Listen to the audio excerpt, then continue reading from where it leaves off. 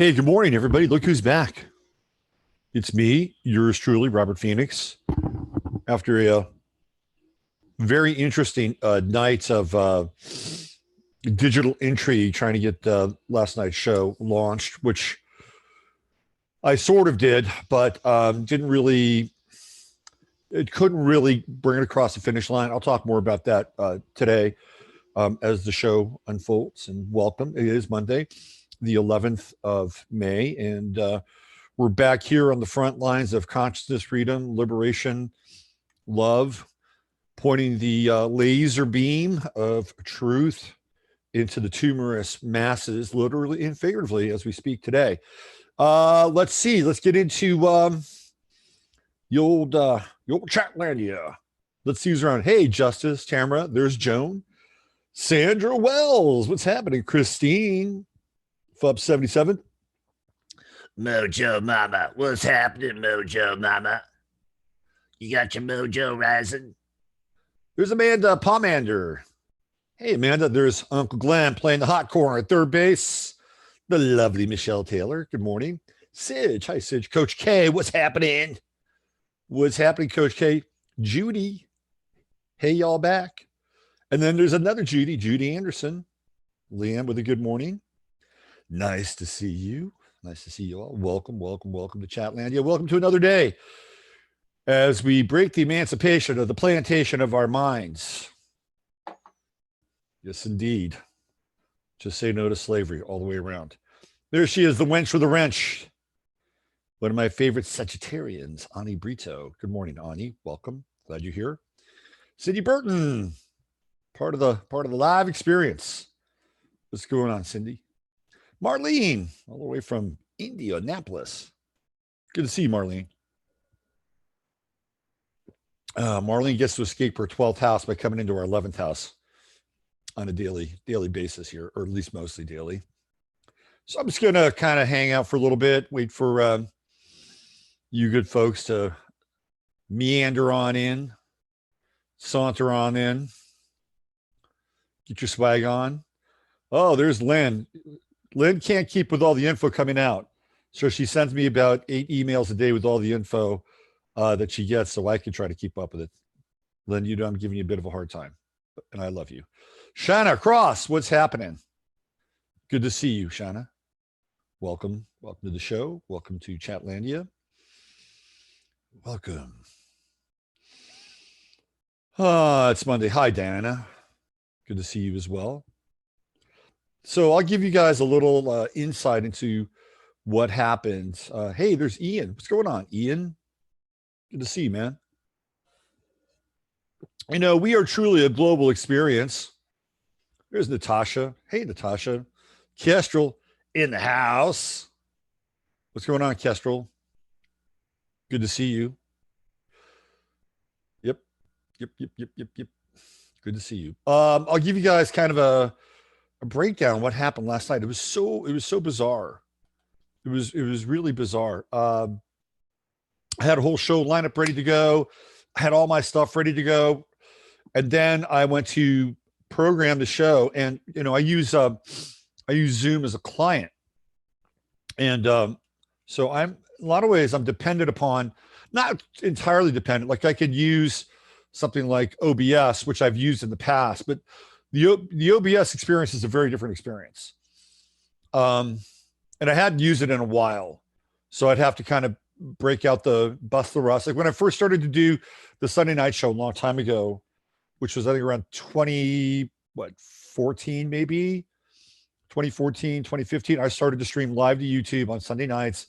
And it was a very, very different experience. I remember, I know that the Crimmies were in my life at that time because I remember Steve commenting on something. And I started to do the show like completely in the dark. Like I had no backlight or anything. And I thought that was kind of cool in a lot of ways. And remember, I was just coming out of like Blog Talk Radio land and Spreaker land, where I was just doing nothing but podcasts, and people didn't really see my face. And I was really okay with that. I like radio as a medium. I like the fact that I didn't have to look at my face while I was talking. It allowed me to go kind of in a different direction. So I tried to keep that as much as I could early on, but then of course this thing has evolved. But I used OBS then, and it was pretty easy to use back then, not a problem. Then I got onto the Zoom client to stream live onto YouTube, which became I became a little bit of addicted to it, and still am to some degree, because it allows me to do things on the fly. Whereas with OBS, you kind of have to like plan things out a bit more ahead of time. So last night I was sort of caught unaware of the fact that when I went to stream on YouTube, the link did not show up. It was not there. And I tried it on a number of different browsers. I tried it on a different computer. So I did everything I could in order to get the Sunday night show to you, but it just wasn't happening. And then I went into OBS, and for a brief period, OBS was actually working, but my internet connection with the computer that was running OBS is really not very good. So I just canned it. I said, okay, I'm going to come back tomorrow strong. And here we are. So I apologize for last night. Not for want of trying. Oh, guess who's here now? Come on, let's go. Come on, you can do this. You can do this. I know you can. Come on. Come on. Here he is. The Astro Cat's in the house. Good morning, Jasper. Good morning. Yeah. So you have a little Astro cam, little Astro Cat cam. Here he is.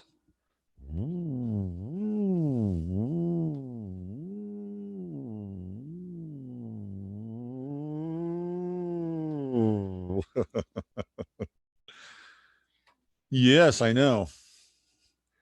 I know. All right, let's get into a little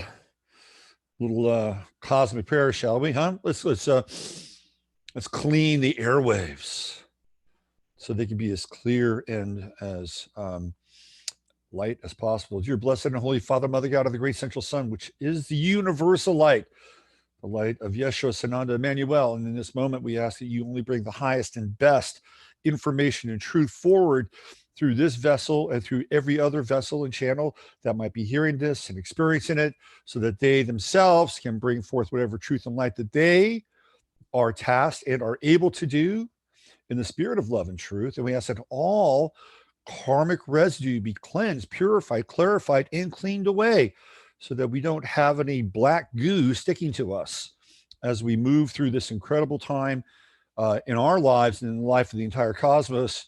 So be it. All right. Thank you very much. We are in the moment now. And what a moment it is. By the way, I just want to let you know that you are part of a not just an internet experience. You're part of a planetary experience. You're part of a global experience. You're part of a universal experience. You're part of a cosmic experience. When I say you, I mean each and every one of us. And the you that I refer to are the you that are actually watching this video. You are the ones that are in the chat room right now. You are the ones that are participating in this grand experiment that we are now involved with and engaged in, and it is a big one. We are playing for all the chips and all the marbles right now. And I have to tell you, I get emails from people from all over the world, which is really exciting. It's really exciting. We have people in England. We have people in places like Switzerland. We have people in the Middle East. We have people in Australia and New Zealand. We have people in South America. We're scattered all across the globe, but we are united in our intention. And our intention is, at this point in time, to support the idea of freedom and truth and love. Those are the three biggies: freedom, truth, and love. And it's by whatever means necessary. Okay. And I mean that in the highest and best sense of the term, by whatever means. So we do our part here each day to kind of break some of that down so it can become more digestible.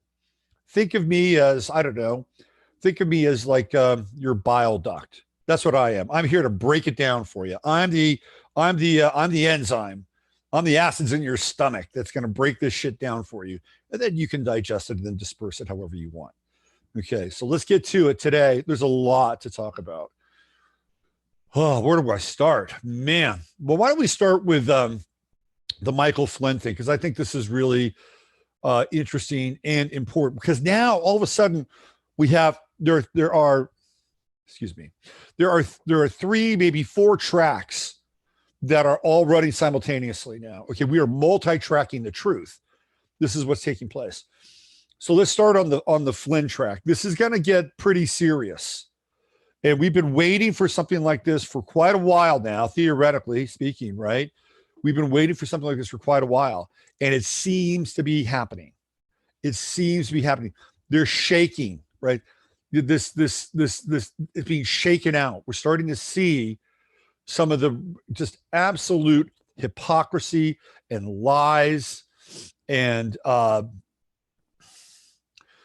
just outright illusory trash being shaken out. I'll give you an example now.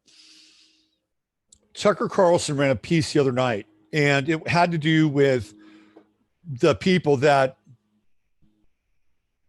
testified before. Was it before the Senate hearing, when they were talking about if indeed they had any. The people I'm talking about are Susan Power, Susan Rice, who else? Clapper, the usual suspects.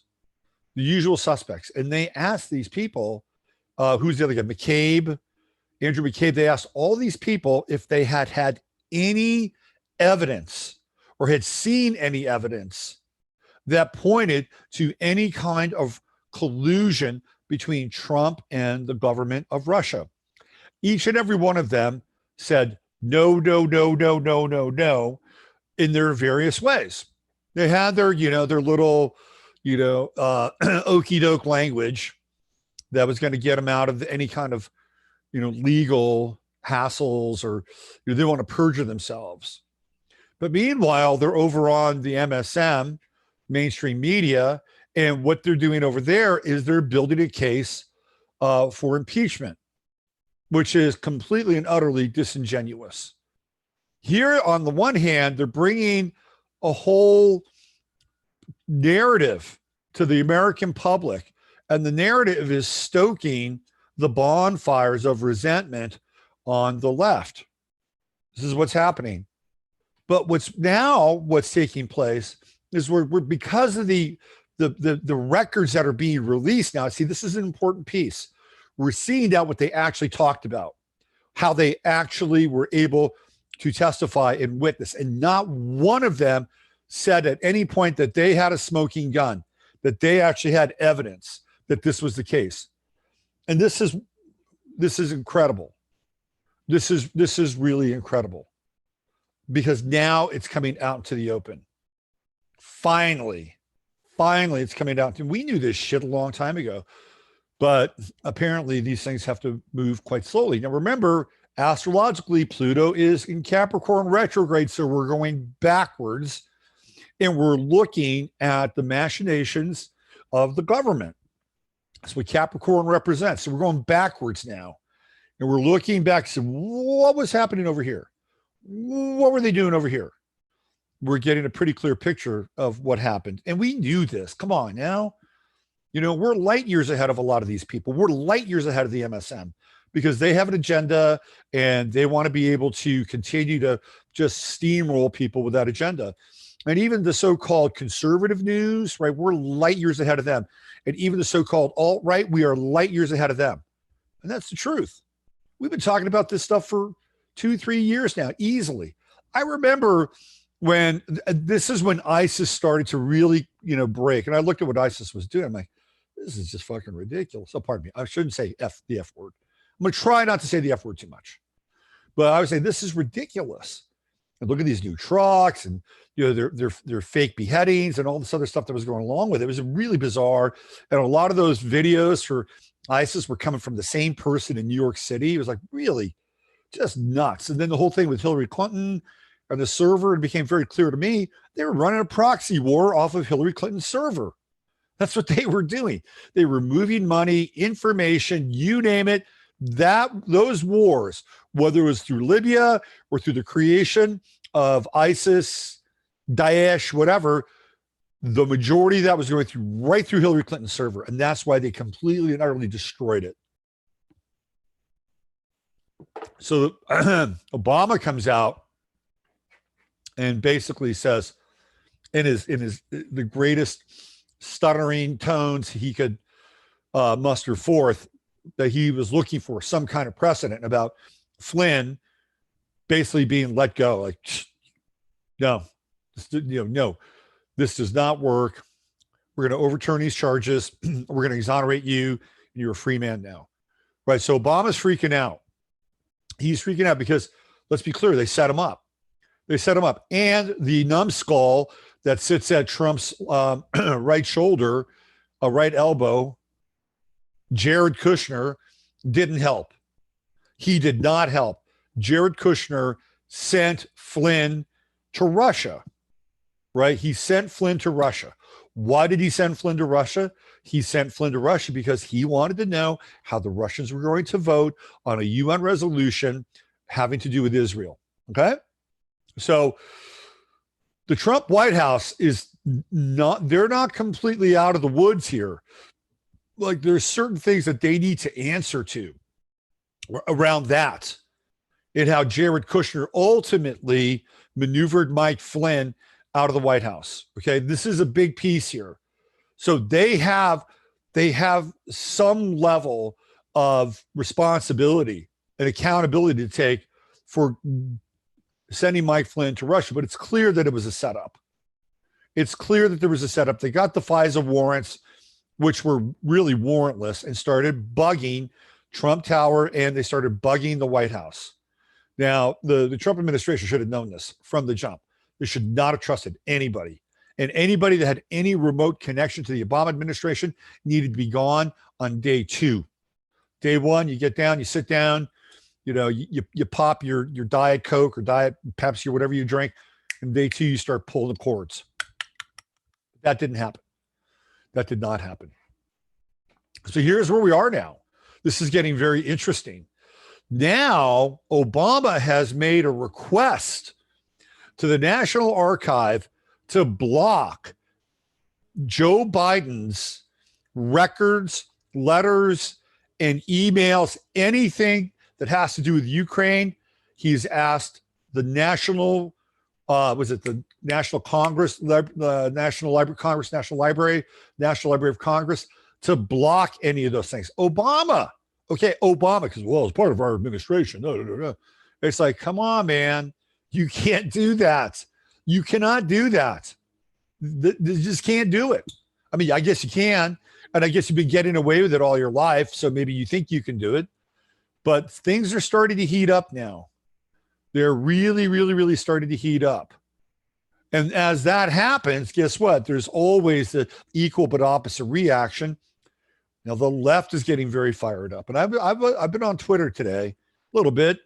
And Twitter, that is a left/progressive dumpster fire. And if you ever want to have a really hard, cold reality check around Twitter, around the political situation, spend about 20 minutes, half hour on Twitter, and go down the quote unquote woke rabbit hole on Twitter. The comments are amazing, and you'll actually understand the antipathy, the absolute antipathy that is held towards people that are essentially wanting to support liberty, freedom, truth, all those quaint principles, right? Because those principles have been attached to Donald Trump. And now those principles are being demonized. They're being demonized as a result of them being attached to Trump. So now these people have their own version of it, which is counter anything that the theoretical or maybe the pre-existing version of these concepts are. And they're comparing Trump to Hitler, right and left, Trump and Hitler. What's it going to take? How are we going to take our government back? How are we going to take our government back? What are we going to do? What are we going to do? What are we going to do? Oh, I talk with people all over the world, and they ask me, what's going to happen there? I'm afraid to go there. How are you going to get your government back? We support you. All this globalist claptrap and chatter, right? Everybody is like crying in each other's little hanky. This is what's happening. And I'm not really here to like defend and support Trump in that way, but I'm just watching this thing sort of unfold. I'm like, you people are You people are fucking nuts. Now, these are the people that want to stay home. They want to wear a mask. They want you to wear a mask. Anything now, see, the parting of the Red Sea has occurred. You know what side you're on versus on the mask issue, right? On the corona issue, on the go out or stay at home issue, the wheat and the chaff has been separated. And I guarantee you, the people that want to wear a mask, need to wear a mask, want you to wear a mask, want to stay home, don't want to reopen America, all those people, I would say the majority are on one side of the political ledger sheet. The other people that don't want to wear a mask and want to open their restaurants, they want to do all the things that theoretically is our right to do in the face of absolute contagion and catastrophe, they're on the other side of the political ledger sheet. It's the way this thing's being shaken out. It is. So all these people are crying. They're crying on Twitter, and they all have their enablers, and they're basically saying that Trump is going to lead us to a Holocaust. And you look. Here's my advice. And some of these tweets are and comments are 30,000 strong. This is not a minority. Now, it may be a majority on Twitter, right? The majority on Twitter, but it's not about it. It's significant numbers. But Twitter also tweaks and skews the numbers because hashtag Obamagate was trending really hard yesterday, really hard. And all of a sudden, Twitter hacks the numbers. So it drops. It was the number one trending hashtag. Now, just wait. You haven't seen anything yet. If they finally, we'll see what happens here, because this is an election cycle, right? Coming up, big. It's really big. And Trump has been talking about this for a while now, draining the swamp. If he wants to get reelected, he's going to have to count some coup, theoretically, right? And deal with the blowback. So here we go. We're now moving into that territory as we move towards November. And I do think some heads are going to roll finally. Now, who and what, we'll see. Who and what, we'll see. Will it be somebody like a Susan Rice? Will it be somebody like an Andrew McCabe? Will it be somebody like Peter Strzok? Will it be some kind of low-level plebe? Or will they take this thing right up to the former president himself? And if that happens, if somehow they have clear evidence that this is what the Obama administration and Hillary Clinton and the CIA and the NSA and the FBI, because they were all in one big surveillance gangbang, if they find that there is clear evidence, and there is, that they were doing this, and they go after them, and Obama is on that list and near the top, guess what's going to happen? There will be hell to pay. And you will see this country. You think it's divided now? Just wait. Just wait. You're going to see nothing like you've ever seen before. This will be the straw that ultimately will break the camel's back. And I'm not necessarily sure that's a bad thing. I mean, we cannot continue the way that we're continuing now. We've been so drawn and quartered by ideological divide. And the camps have become so clearly demarcated. And I'd love for us all to be together and, really understand what the true threat is here, and then form an alliance against the true threat. But I don't think that that's ever going to take place, because people are led around by their noses. And people are creatures of the moment. And they're just trying to follow this thing that they have to extinguish because they know that it's not, in their minds, it's not right. And it makes them feel bad. It just makes them feel bad inside. So just wait. Just wait. If this thing happens and it goes down, you will not see anything like you've ever seen before, because Obama has been a sacred cow. Oh, we miss those Obama years. Really? You miss the Obama years? See, I always get a kick out of, people say just how terrible and how murderous and how despicable Trump is. Obama dropped more bombs and used more drones than any other president in history. It was unprecedented what Obama was doing. The killing, the destruction that was taking place in the Middle East. Obama essentially armed ISIS, right? They created ISIS. They had some help, by the way. All right. He wasn't alone in that. He had some help. There were a few countries that were helping Mr. Obama out.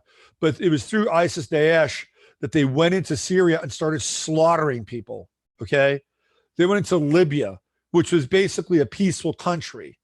And Muammar Gaddafi had a great plan to turn that part of North Africa into a veritable Garden of Eden with all the water that was beneath Libya. He was going to create his version of the dinar, right? I mean, what did they do? They went in and they slaughtered him, and they set that country back about 50 years, maybe more. So this is what happened on their watch. But it's the bombing stuff. It's all the stuff that, that we never saw. And yet, what has Trump tried to do? He's done everything in his power to get us out of the Middle East. We don't see or read about, what's happening in Syria anymore. Now, do we? No, because there's really not a whole lot happening in Syria anymore. What did he do? He struck a deal with Al-Qaeda in Afghanistan, whatever that deal is. Do we hear about Afghanistan now? No, not as much. What about all the despots, the theoretical despots of the Middle East and North Africa, and all the wars that we've been involved in? Do we hear about that? No. No, there's a different terrorist on the planet now. The different terror threat is the coronavirus. But think about that. But people who theoretically support Obama or that administration, they cannot even begin to wrap their heads around it. They can't. That is so cognitively dissonant. And when you bring it up, it's like, you can see them start to fry. The synapses start to fry. Anyway, this is, I think, really the big headline, the big piece that you're going to want to keep your eye on. That's one track. That is one track. It's a major track now. It's going to be very significant. And it's sort of like with Pluto going retrograde, the side that's been on its heels for a long time will now begin to have counter measures. So keep your eye. It's going to be very interesting to watch over the course of the next few weeks. And usually when that happens, guess what else happens? A false flag or some stupid shit goes on. And now they're trying to divert our attention and talk about something else, blah, blah, blah, blah, blah, blah, blah. We know the game. Let's dispel it before it even takes place. Okay, so I want to talk about something that's part of the other track. And it's I'm going to get into some territory here that might be uncomfortable for some people. And I kind of I haven't avoided it, but I've been waiting to talk about it in the right context. And it has to do with this case down in Georgia with a young man named Ahmaud Arbery. I'm sure you guys have been following this. And when I first heard about it, it was like young man was jogging and he was hunted down like prey and shot and killed. I'm like, oh, I got one of my lights going out. Look at that, strobing. Interesting. Hold on a second. Getting my attention.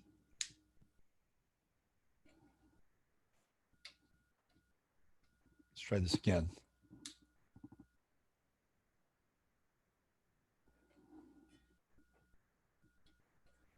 Wow. Ghost in the machine. All right, we'll go with 2 lights today.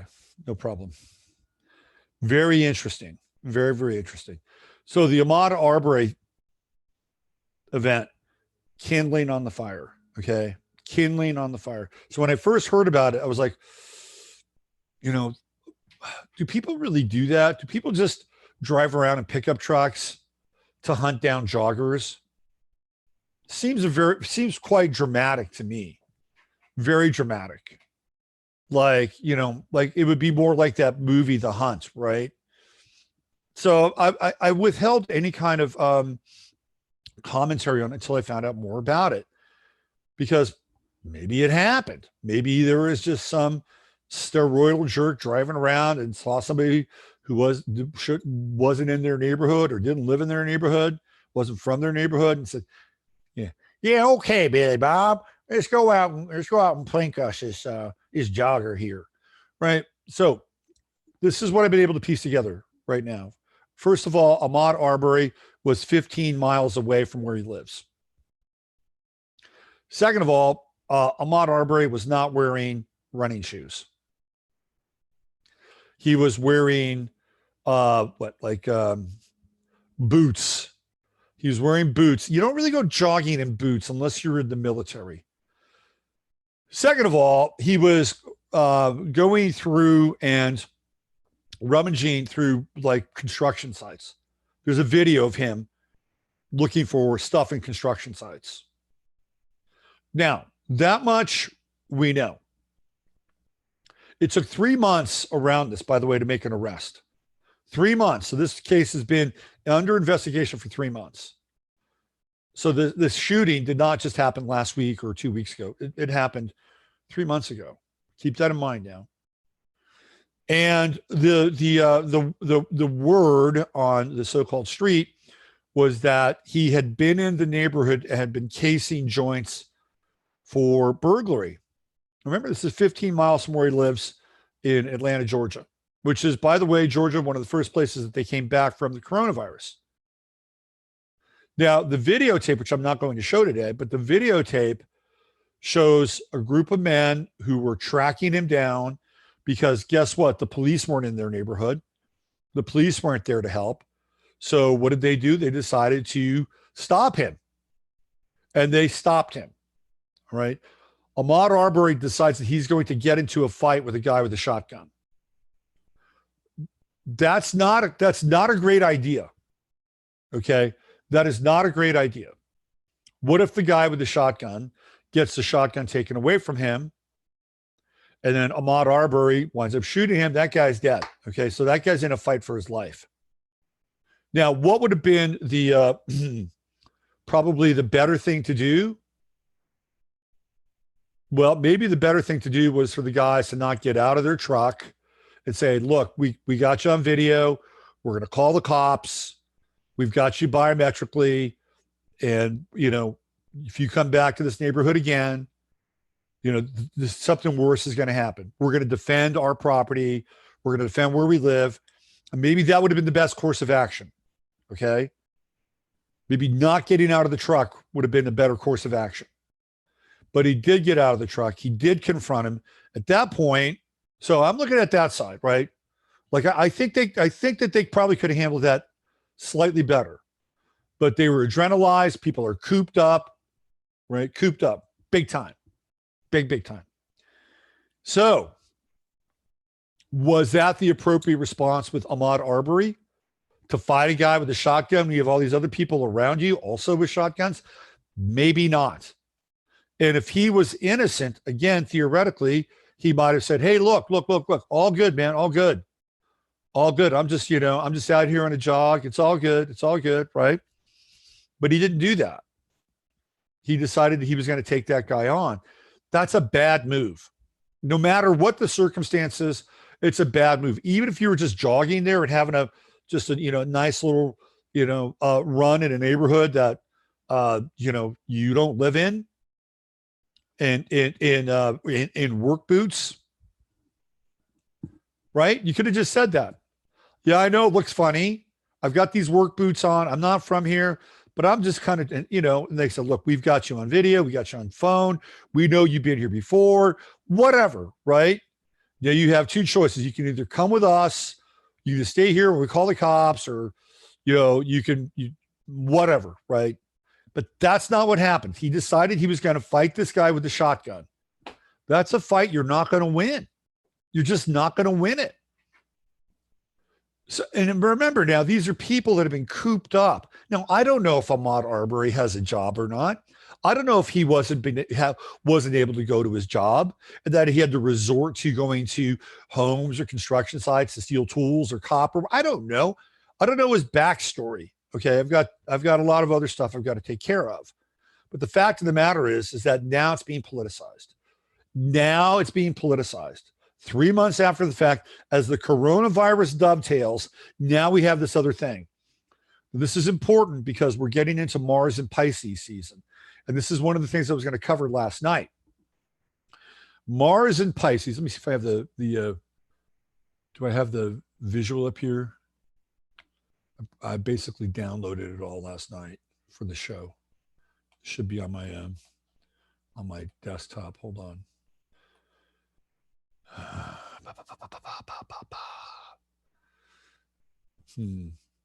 There it is. Is that it? No. Anyway, Mars in Pisces is I think I should actually have it on here. Let me just throw this up here. Now that I'm into this thing. Hold on.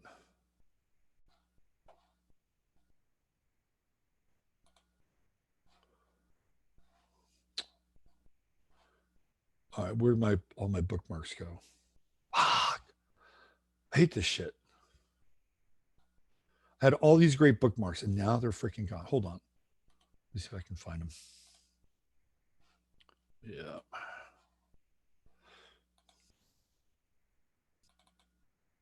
There we go. Fantastico. Don't you just love it when the world works? I sure do. I love it when the world works. All right, let me just throw this up. I'll throw this graphic up here so you guys can see this. Since I wasn't able to do much astrology or none at all last night. So here we go. Mars is in Pisces.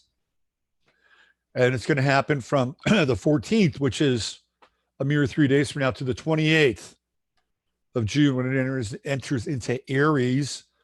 And so here we have the red planet with the symbol of Pisces. It looks like a baseball, doesn't it?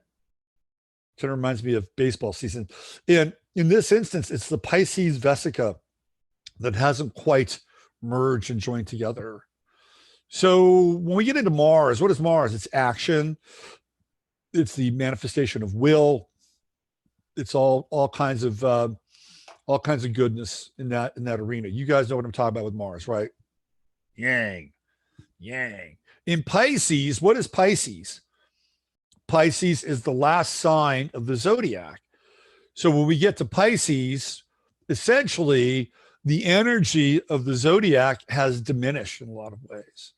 The zodiac comes on with the start of spring, and the zodiacal new year, 0 Aries, goes through all the various signs. By the time we get to Pisces, the energy is completely dissipated in a lot of ways. So when we have Mars in Pisces, the energy there tends to be more imaginal energy versus actual physical energy. Keep that in mind. Also, we've been cooped up for a couple months now, and Pisces is water. So again, it's not only imaginal, but it's emotional energy. What's going to happen with Mars and Pisces? I think the dam's going to break loose. I think you're going to have a lot of emotional excess. You're going to have a lot of people swinging from those Piscean poles, the Piscean duality, which is represented by the merging of the Piscean Vesica, or the Pisces Vesica Pisces, right? So we're going to see a lot of this, and a lot of histrionics. Also, remember now, Pisces is the ruler of the 12th house. And what is the 12th house? The 12th house represents hospitals. It represents hospitals, sanitariums.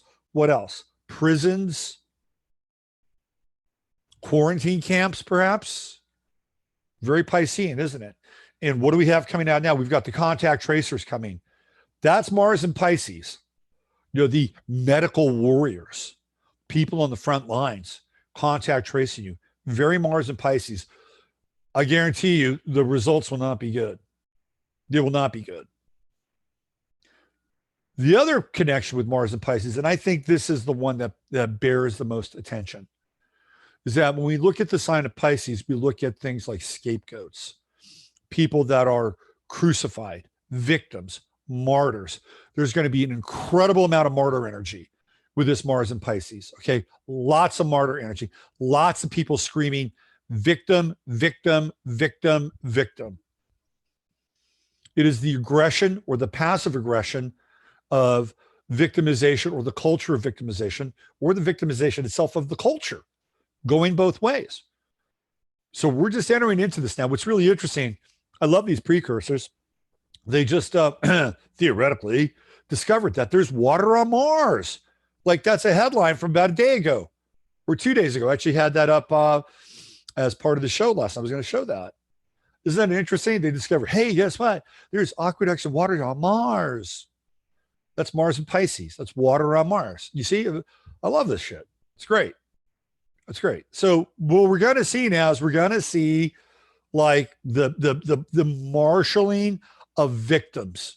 And I'm sorry, but the Ahmaud Arbery event will fall into this cycle. Okay.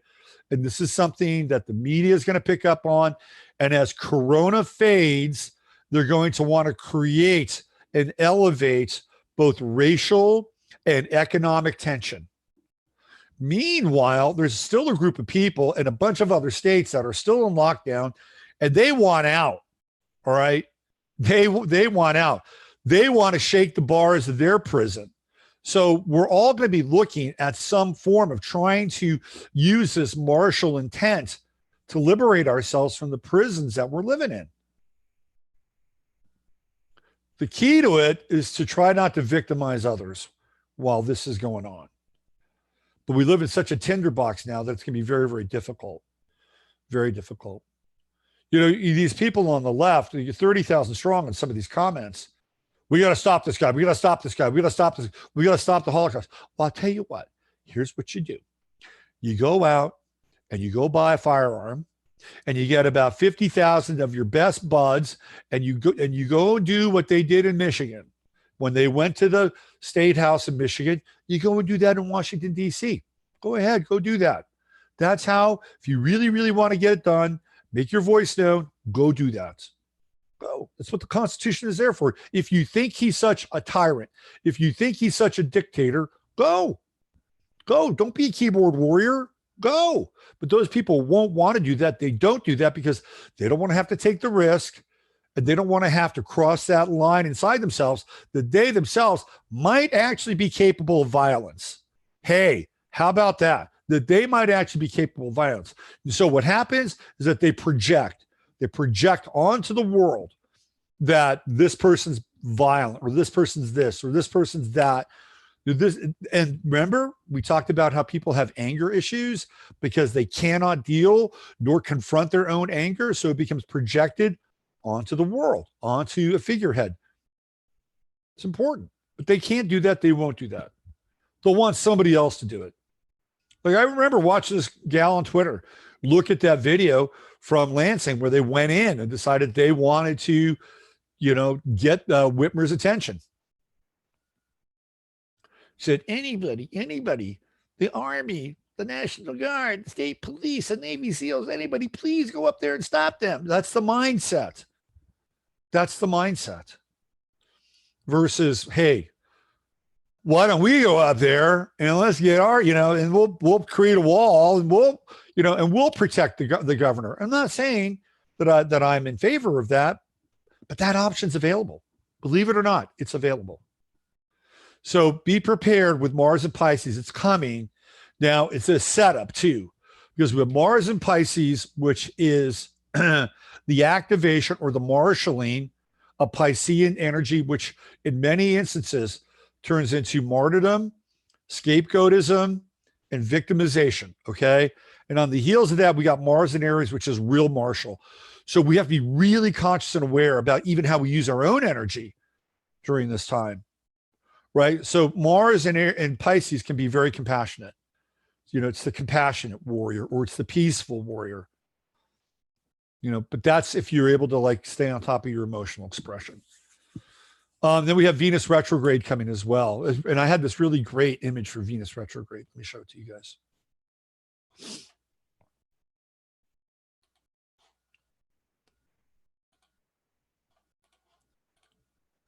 I love this image. Because when we see Venus / Aphrodite, she emerges from this shell, right? This is a clamshell. And again, we're seeing this image of Pisces here, you know, and the angels are quite taken by Venus's or Aphrodite's beauty. And of course, we've got to clothe her. My God, we have to clothe her. So she's emerging from this idea of the collective unconscious. And she is the pearl, right? She's the pearl that emerges from the clamshell. And Venus retro, the image that I thought was a really good one was this one, which is Venus or Aphrodite curled up and wanting to go back into the clamshell, right? Wanting to go back into the place from which she emerged. Here we have the supermoon, the next supermoon in the distance. So it's going to be an interesting time here with Mars in Pisces and Venus going retrograde. So what I was struck by, and I'm going to change the subject a little bit, but I'm going to kind of get into more of this this Venus aspect. 5/13, 2 days from now, to 6/25.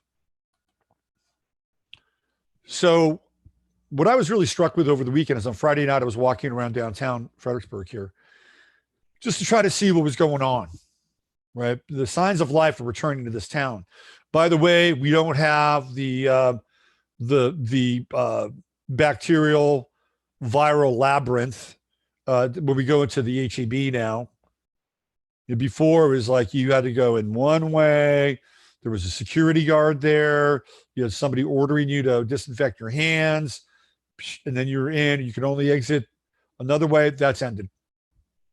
That's ended. So now we can walk in, walk out, whatever, right? So things are starting to return to quote unquote normal here slowly. But I was downtown on Friday night, just walking around, seeing what was happening. I ran into a couple from Illinois, and I started off, I was going to this barbecue joint to get some barbecue, and I look and I say, hey, the food here is really good. I said, oh, okay. And they kept walking. And I got some to go, and I put it in my car, and I was going to walk up to this other place to go sit down and have a meal. So I ran into them again. They said, if it was so good, why did you leave? And I said, well, I got the food. I put it in my truck, and I've had to do a different place. So we struck up this conversation. They're from Illinois. And I said, well, what brings you? He said, well, we want to leave. We want to move. And we've heard that this hill country is a really nice place or a good place. I said, yeah. I said, I'll tell you about this town. So I went into the breakdown of Fredericksburg, and then I talked to them about other towns in the hill country.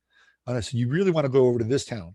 Well, I kind of said that, but not because I didn't want them to be here. I don't care. You can move wherever you want. But I thought that this was interesting. And to me, this is the Venus retrograde coming about, right? So when we talk about Venus, we talk about relationship, and relationship can mean a number of different things. It could be a relationship to your resources. It could be a relationship to your home. It could be a relationship to the place where you live, right?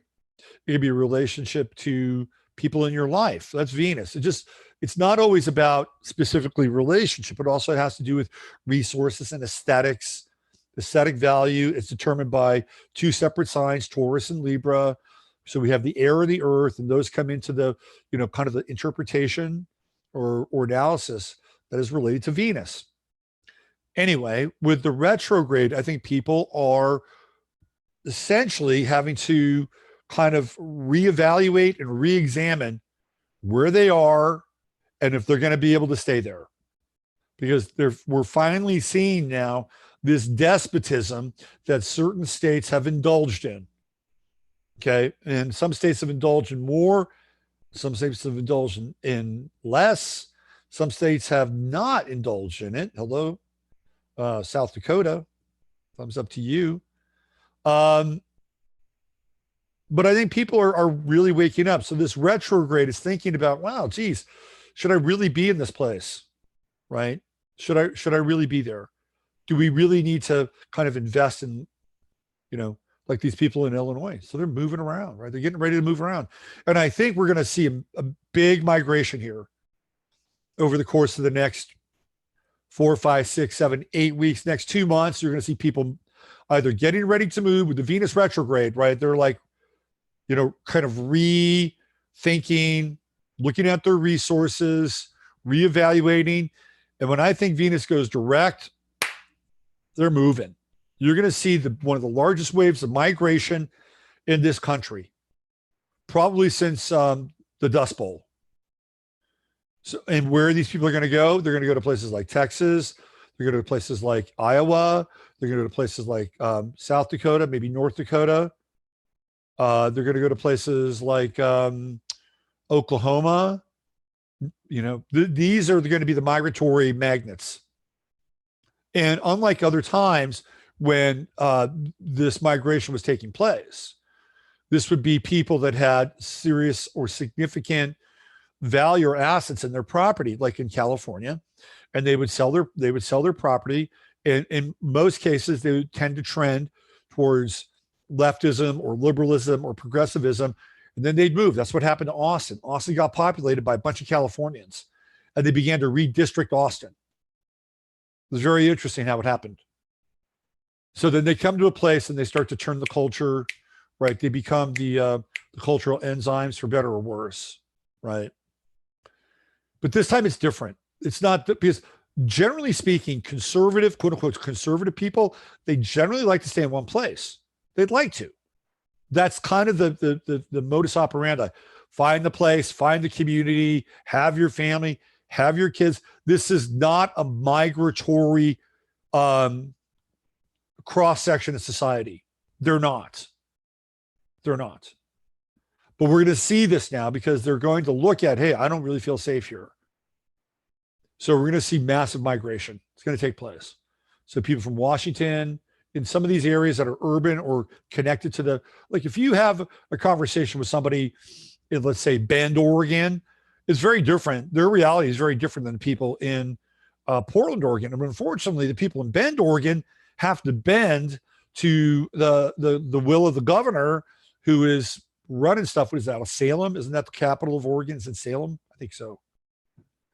Anyway, migration is on its way. But I saw it. I saw the inkling of it, just the inkling of it the other night. It's headed in our direction. The other thing with this Venus retrograde is that, man, I'm wondering how frank I should be right now. Let's just say this. I have a client/friend who I know fairly well, and did a reading for this client/friend about a week ago, telling me about some of the dynamics of their relationship. And when I listened to it and I looked at the chart, and I don't want to get into real specifics here,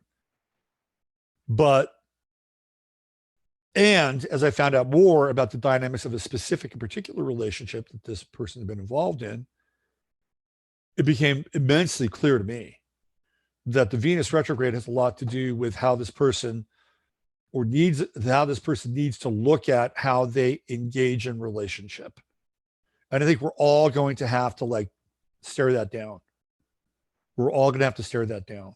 It's a big one. It's a big one. And I do think this Venus retrograde in Gemini is going to help us clean a lot of stuff up if we're willing to really be honest with ourselves. That's my 2 cents. And that's just from the relational standpoint. Okay, why don't we move on here and let me get into some other stuff. Let's get into some of the really interesting links that I have that have to do with some of the coronavirus pieces. There's a lot going on. I'm gonna try to bang this as much as possible here, so you guys we get all caught up today. All right. So one of the things that was quite disturbing to me is the how do I say this? I wouldn't call it militarization, but it's close. The militarization, the authority, the marshaling of authority around the pandemic. Now I talked a little bit about Ahmaud Arbery and what I think is going to happen here.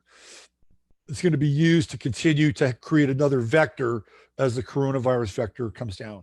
I think there are bigger issues and deeper issues to be talked about with that event, but they won't be, because people in the media like to have superficial renderings and sound bites and 146 characters on Twitter, and that's it.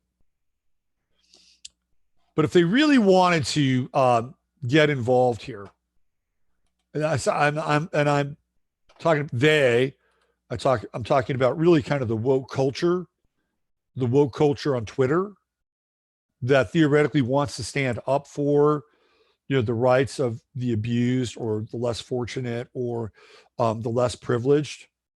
I'm going to give them something that they can wrap their heads around and maybe think about, and would they really come to the service of this one community? Let's dive into it for a second here.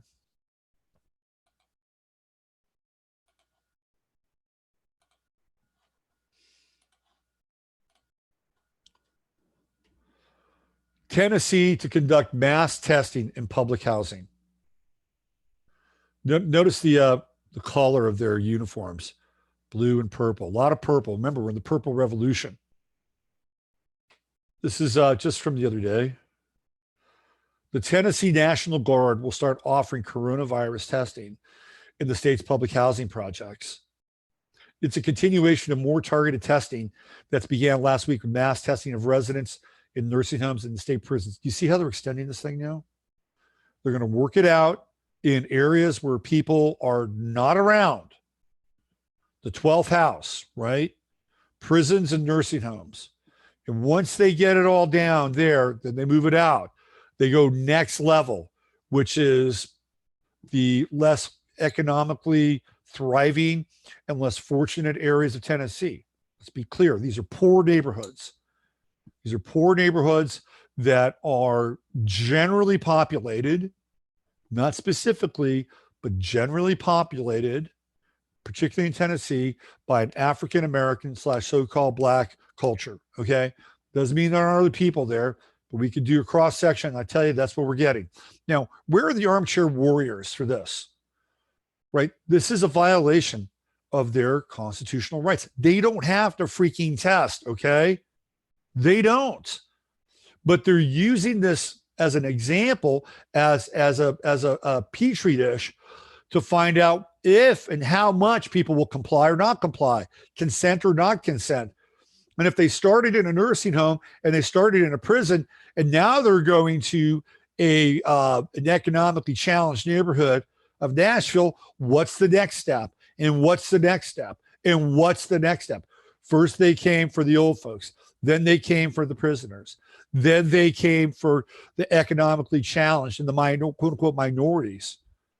And yet, these people on the left want to demonize Trump and basically say that he's the next Hitler when they can't even wrap their heads around this, okay? They can't even wrap their heads around this because they think that this is good for them. They're on this side, okay? I hate to say it, but it's true. And for them to enter in to this idea that what's going on here is, number one, not constitutional. Number two is clearly targeting, right? That is a synapse fry. That just creates the ultimate cognitive dissonance. So, okay, coronavirus bad. People who support going back out into the public, who don't support the lockdown, who are somehow connected to quote unquote Trump, bad. So therefore, these people, good. Tennessee Health Commissioner Lisa Piercy says residents in public housing are closer together. They're all also more likely to have underlying health conditions and lack access to transportation. Oh, isn't that just so nice of them? There's a lot of nuances in urban populations that could increase the rate of spread. And that's why we are specifically targeting those areas. Oh, I see. Mm-hmm. Right. Because they care. Army medics plan to set up tents in public housing to swab residents for coronavirus. Major General Jeff Holmes says he expects they'll spend 2 days in each complex starting in Memphis and Nashville and coordinating with local health departments. They intend to finish in a week and a half.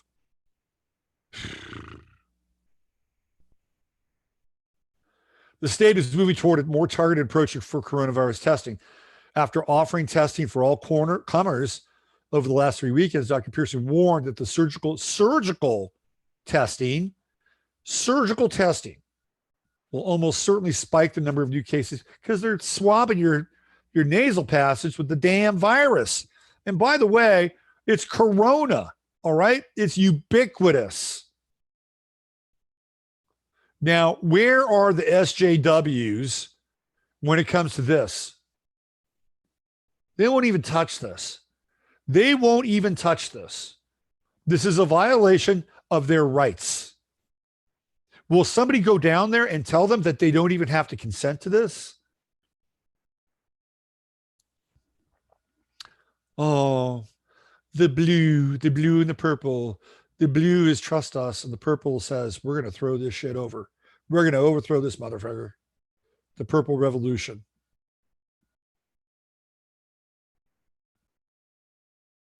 Where's the advocates for these people? Where are they? Where are they? Where are the Twitter warriors for these people? Well, Tennessee is in the news for more than just that, though related. Let me show you what else is happening in Tennessee, and you'll see how these things are actually theoretically connected together.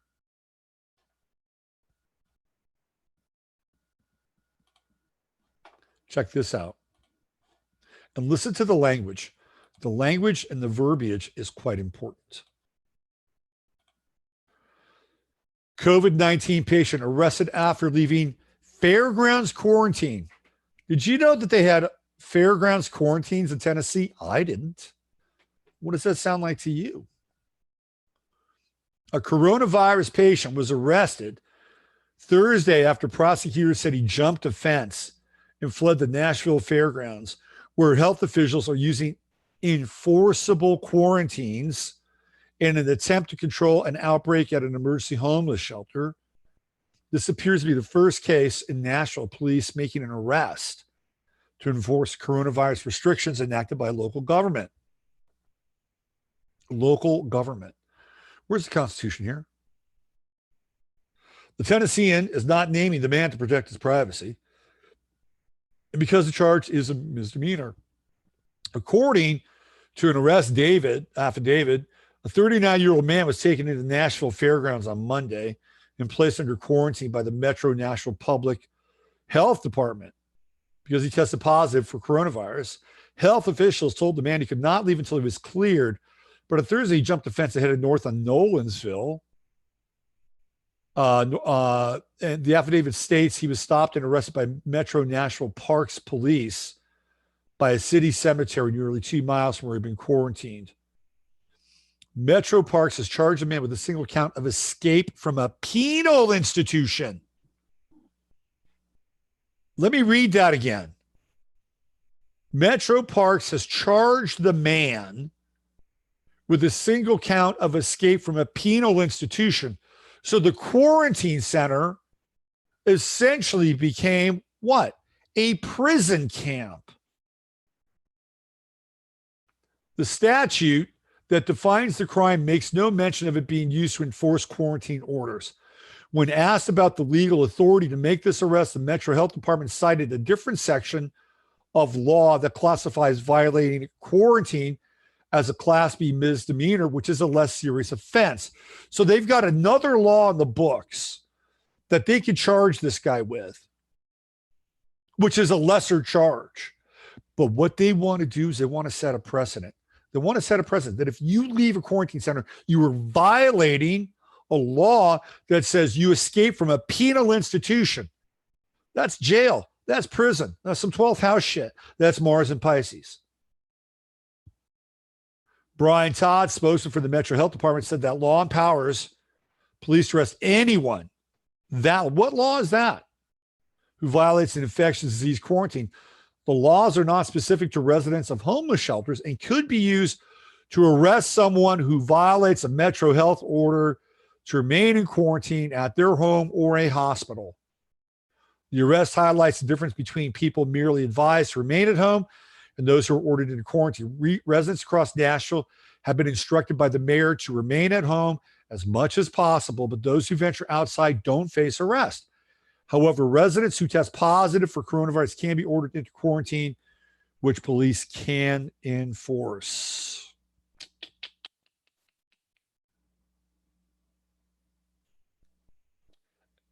Everyone is entitled to come and go as they want, typically, but in the fairgrounds, not so fair. The fairgrounds aren't so fair now, are they? In the fairground situation, wanted to make sure people who are positive stayed in the ill parts of the shelter period. Yeah, so they can all like infect one another and get sick, even more sick. Right. So put the two together. You got a bunch of people now in Tennessee who are going to be tested, right? They're going to go into the inner city theoretically, or into those areas that are maybe just a notch above the prison, so to speak, right?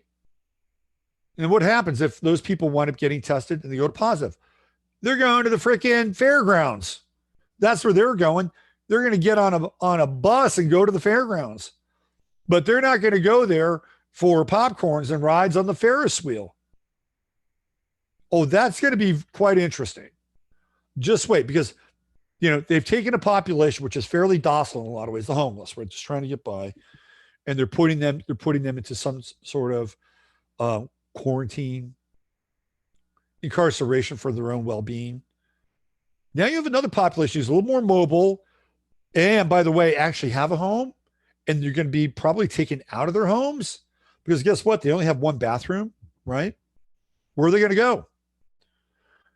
They're going to go to the fairgrounds. They're going to go to the fairgrounds, go have some fun at the fairgrounds. Well, let's see how that plays out. And where's all the public rights advocates? They're nowhere to be found. Where are the keyboard warriors on Twitter who want to point their finger and demonize Trump? You see what's happening? You see what's happening? They're going to start to come for the less privileged people in our society. But because they think that it's in their best interest and it supports their well-being, they won't do shit. They're just going to let them do what they're going to do. So this is where we're all in this together, because I've said, hey, guess what? We're not all in this together. We're not. But we need to be. We need to support those people. However, I'm not sure how we do it at this point, except by talking about it, because that's going to be the model. They're going to go to areas where it's like, oh, gee, they're never going to come here. They will come to where we live. Oh, yeah.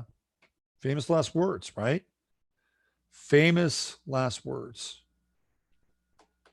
Let me check in with you guys, see where you're at.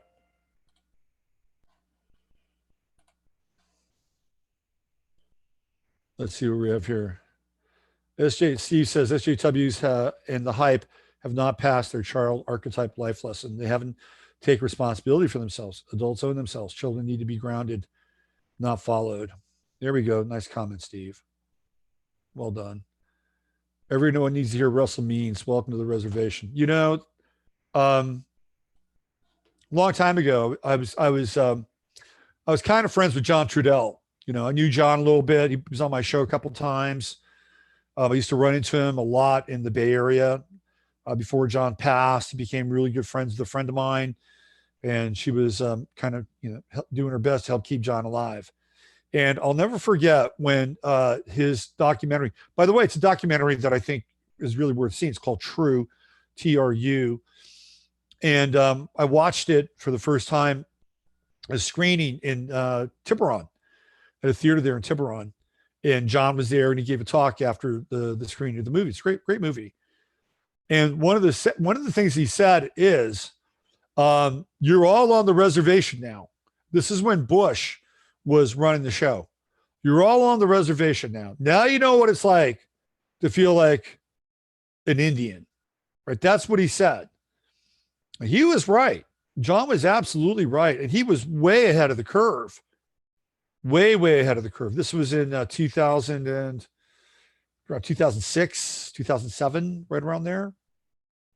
So we're talking 13, 14 years ago. So, Russell Means is absolutely right. John was on top of it back then. Yeah, we're there now. We are absolutely there now. Got a lot of work ahead of us, but it's good work. It's absolutely important and good work. However, in every society, there are people who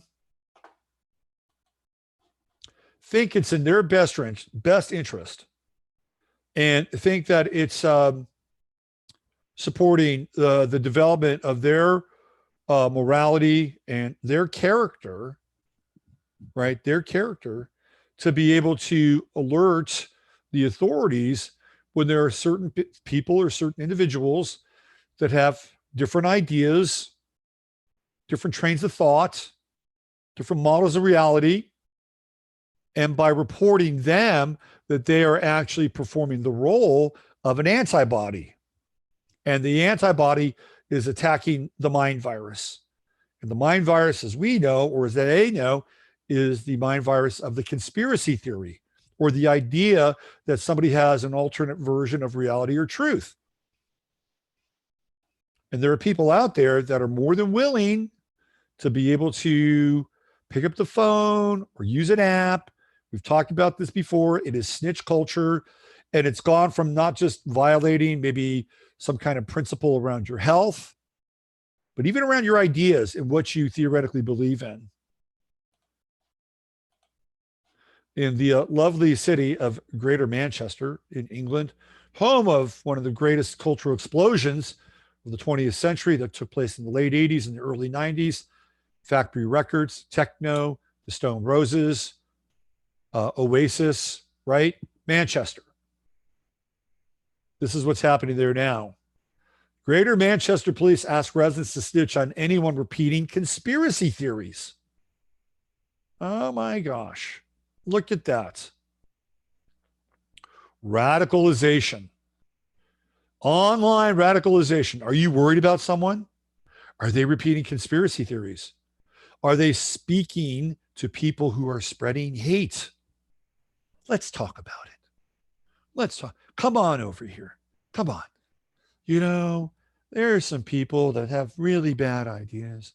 They're poisonous. They're toxic. And, you know, it's good people like you who really think about things in the right way that we really want to support. We really do. So if you know anybody in your family or your circle of friends that have some of these really dangerous, angry, hateful ideas, just give us a call and we'll take care of the rest. And we'll make sure you get an extra serving of bread pudding this year at Christmas.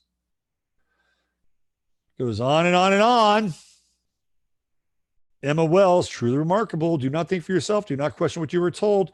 Trust nothing but what the government tell you, and under no circumstance discuss alternative theories that concern your life and that of your loved ones. If anyone is in any doubt about the totalitarian police state path we're being led down at the moment, I suggest that you have a really good think about the above police statement. How ironic that it was people accused of being conspiracy theorists in the past that actually warned us about a totalitarian police state. Bang. Did you guys actually do any proper police training when you signed up, or were you handed a copy of George Orwell's 1984 to memorize instead? So this is the hand in glove strategy, right? So now we have the deployment of the medical police, Mars and Pisces. Then you have the deployment of the thought police. And then we have the deployment of the police, all of whom are authoritarian figures on some level. And now we have a group of people that are trying to break away from the mind-forged manacles of tyranny and of the institutional thought that we're being funneled into. And there's no better example of this than what's happening with the documentary called Plandemic. And I know you guys have been following this.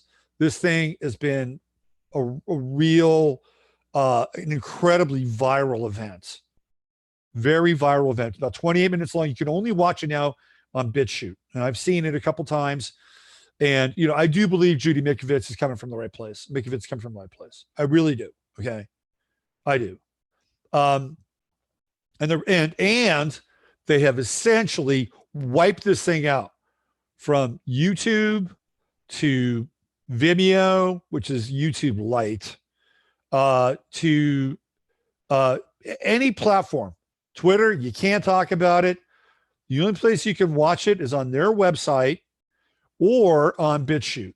Not only that, but they've come out in full force to absolutely demonize Judy Mikovits.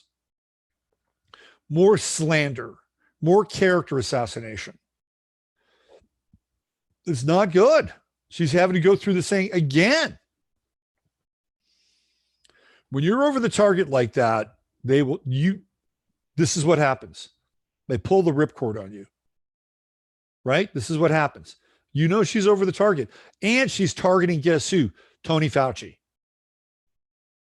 And what's happening with Tony Fauci? I'll show you.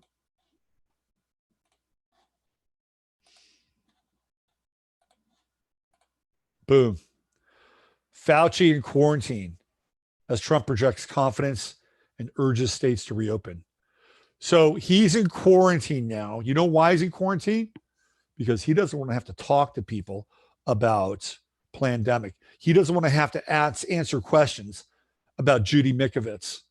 So now this little fucker, pardon my language, has conveniently placed himself into quarantine. Meanwhile, before this was all happening, there wasn't an interview or a press opportunity or a camera or a microphone that this guy did not go down on. Okay? But now, when there's a little heat in the kitchen, oh, I got to go quarantine. The White House is stepping up precautions to try to stem the spread of COVID-19 in the West Wing after Dr. Anthony Fauci, the government's top infectious disease official, and 2 other senior leaders in the fight against COVID-19 began self-quarantine on Sunday, following positive tests for the virus among staff. News that 3 core members of the U.S. Pandemic Task Force were having to go into some degree of self-isolation could not come at a worse time. For Donald Trump, the president is trying to project an image of confidence. The resolution encourages states to reopen their economies, while his administration is proving unable to keep the virus at bay, even within the White House. Fauci, 79, a calming face. Oh, a calming face. Is he calming because he's laughing all the time? I guess people that laugh don't have a care in the world, do they? I guess that could be calming and reassuring.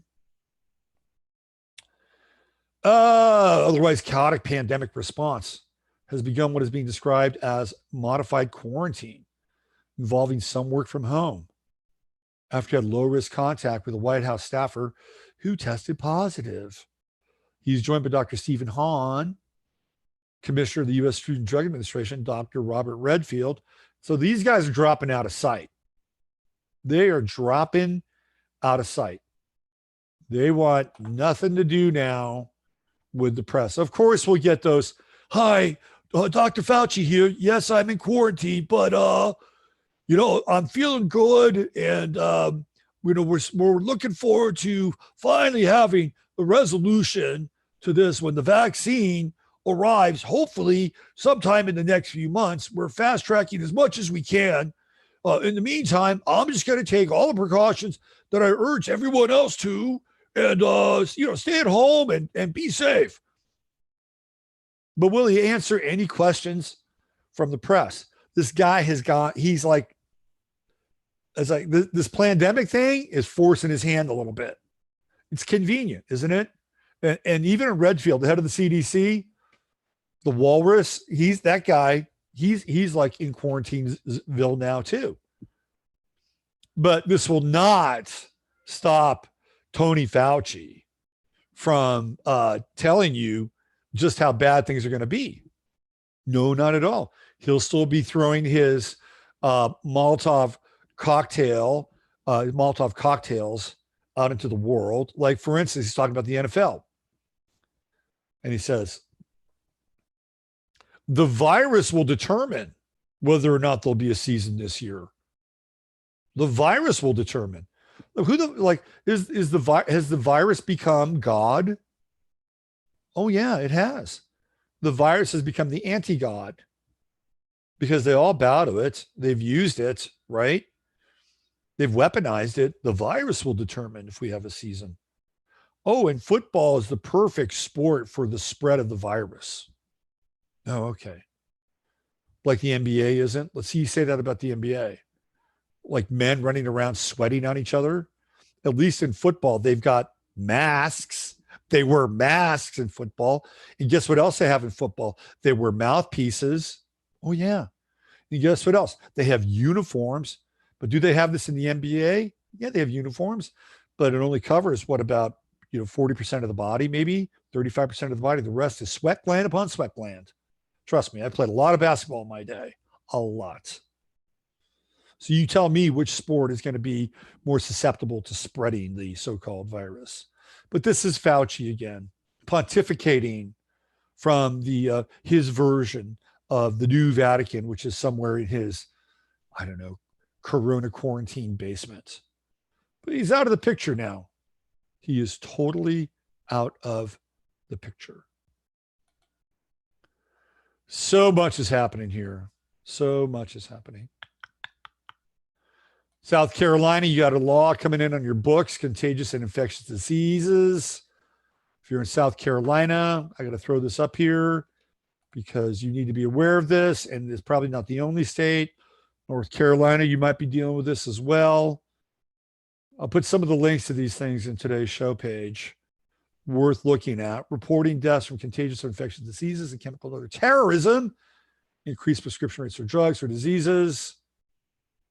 So this is moving towards, if you go through all of this, it has to do with the potential for forced vaccination. Okay. Also dealing with the dead. Right there, Department of Health and Environmental Control shall have general supervision of vaccination, screening, and immunization, statewide immunization registry. This is what they're cooking on the books right there. South Carolina, probably not the only state. I just wanted to bring it to your attention because this is where things are headed. It's where they're headed.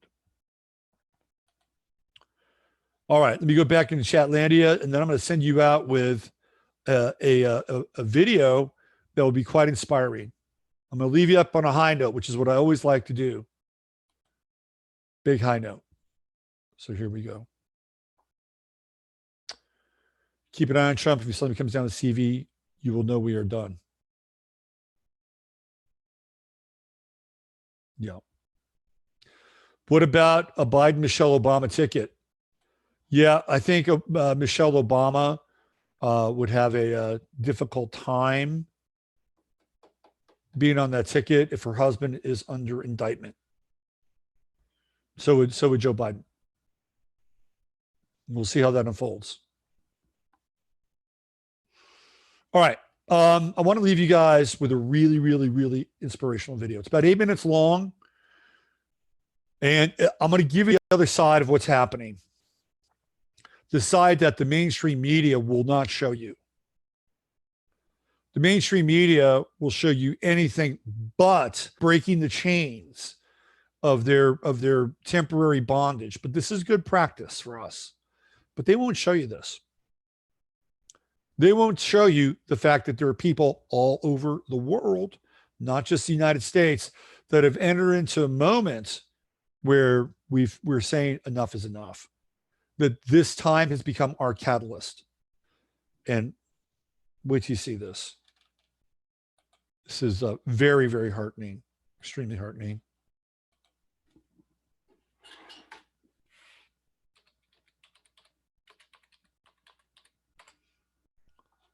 And of course, you're only going to probably see this on BitChute, but it's okay.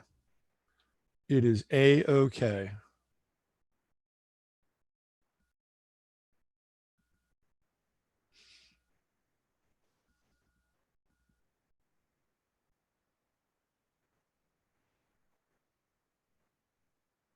Mnuchin. What a putz.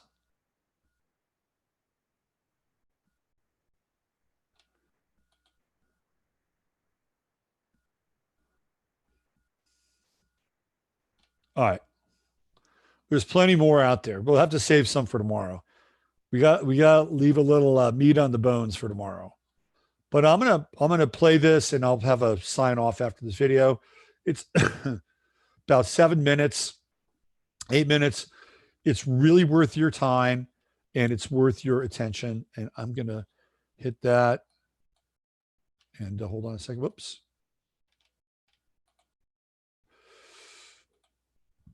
Remember now, what I'm about to show you is global in its scope, stature, and nature. And away we go.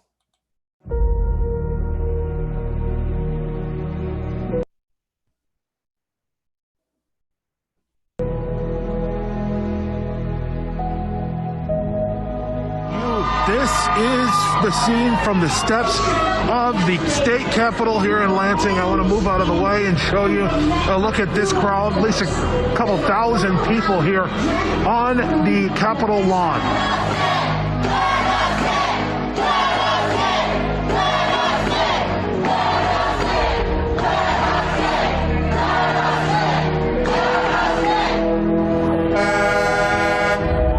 People are here gathered in front of the main state house. Many of them are frustrated over the economic impact the coronavirus pandemic might have in Maine and in their small businesses if the state remains closed.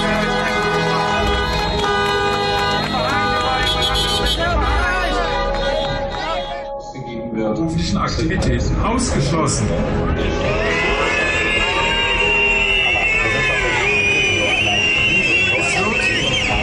Es wird aber noch härter. Das Medizinprodukt. Weil man uns die Freiheit klaut.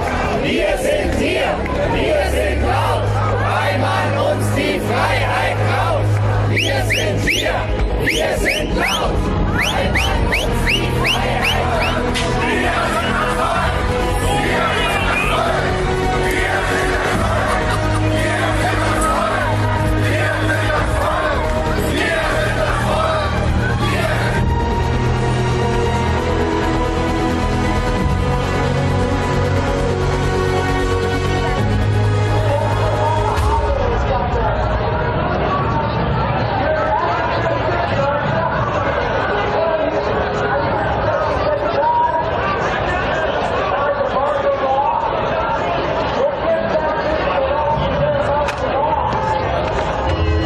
Carson here at Maine at the Huntington Beach Pier for the March to Reopen California protest.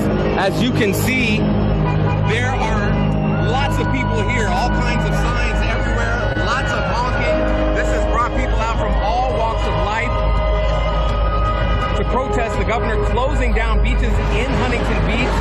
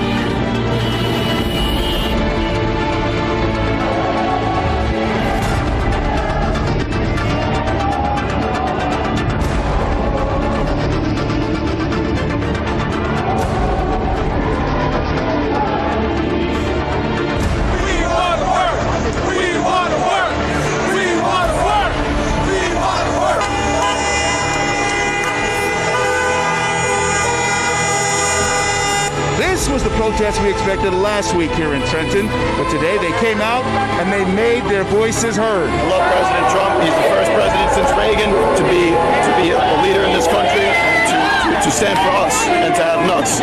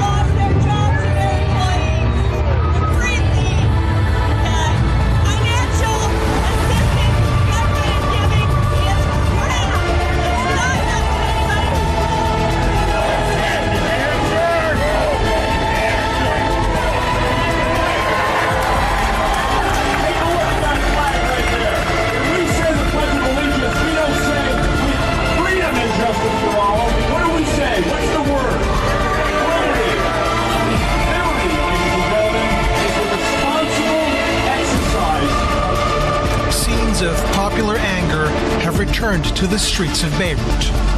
Despite an ongoing lockdown and a curfew, protesters have gathered outside the Lebanese central bank to demonstrate against the worsening economic conditions. We think that coronavirus is not the only pandemic we're suffering from here in Lebanon.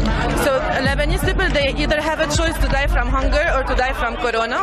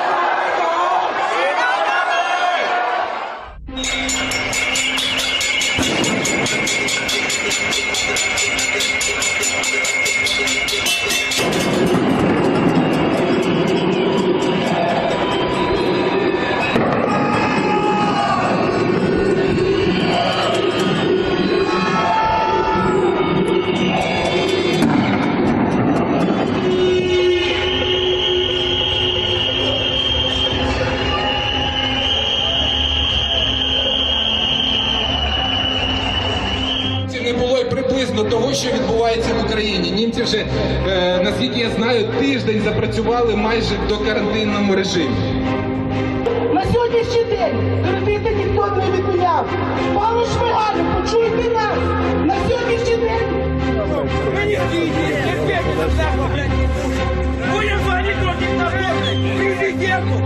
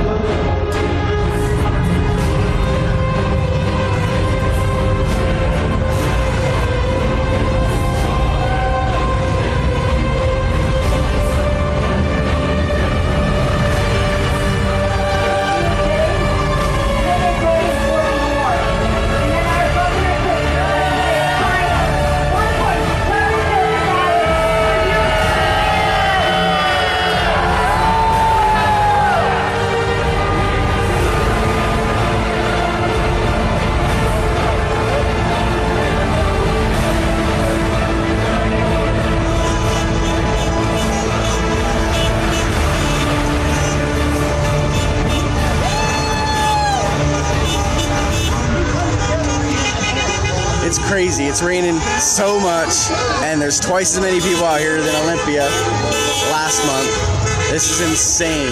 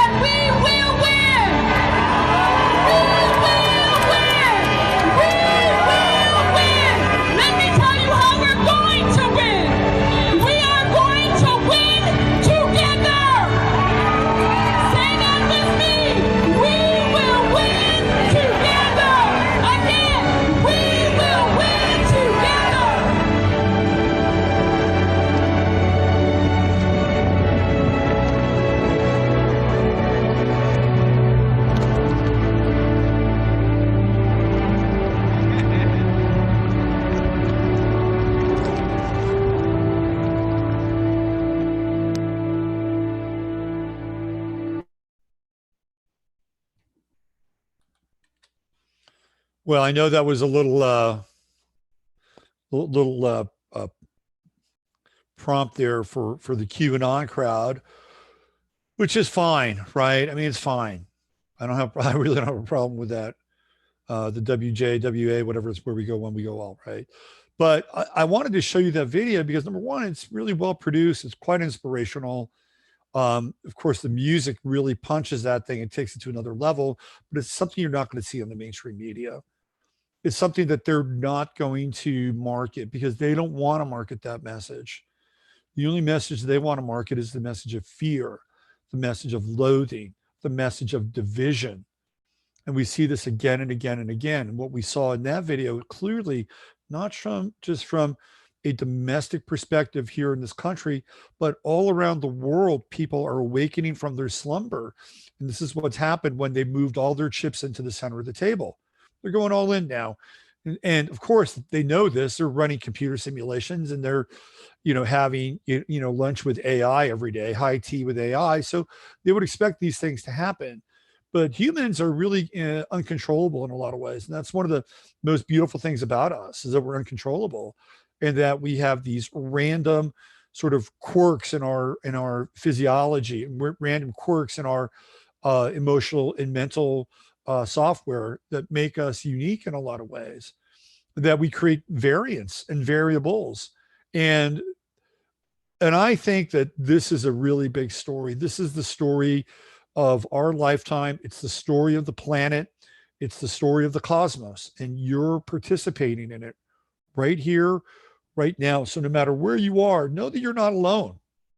There are other people out there that feel very similar. And not only that, but they're willing to risk themselves to be in public, to be able to share this message of freedom and liberty and truth and justice and all the things that we theoretically resonate with.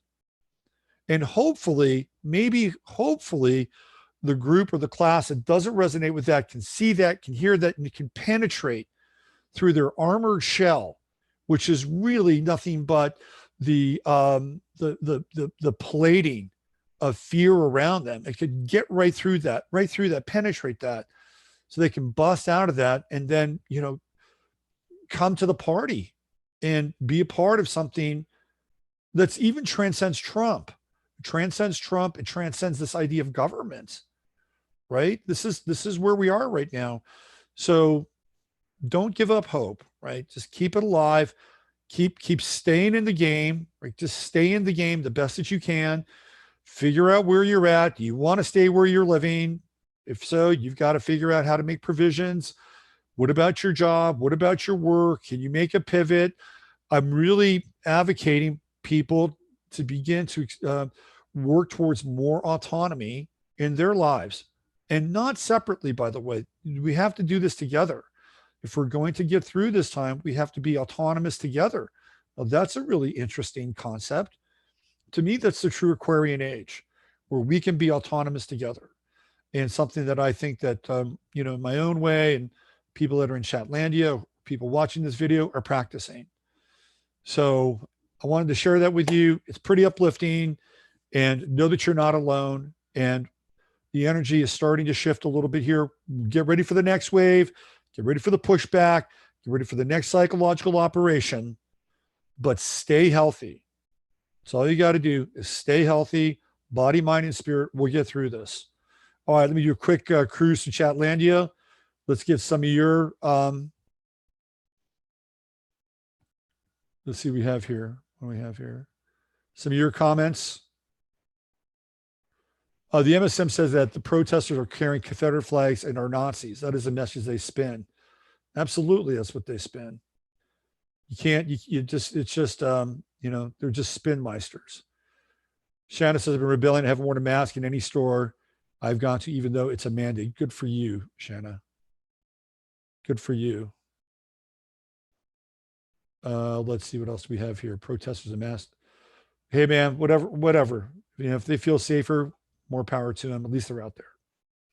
Hey, where's Q?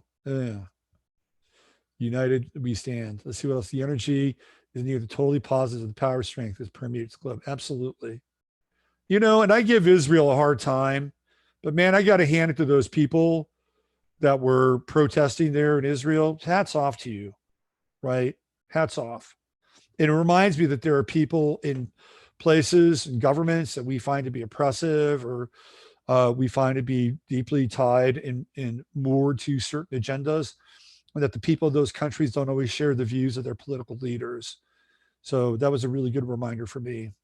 I'll be back tomorrow. I'll leave some of these links inside the show page.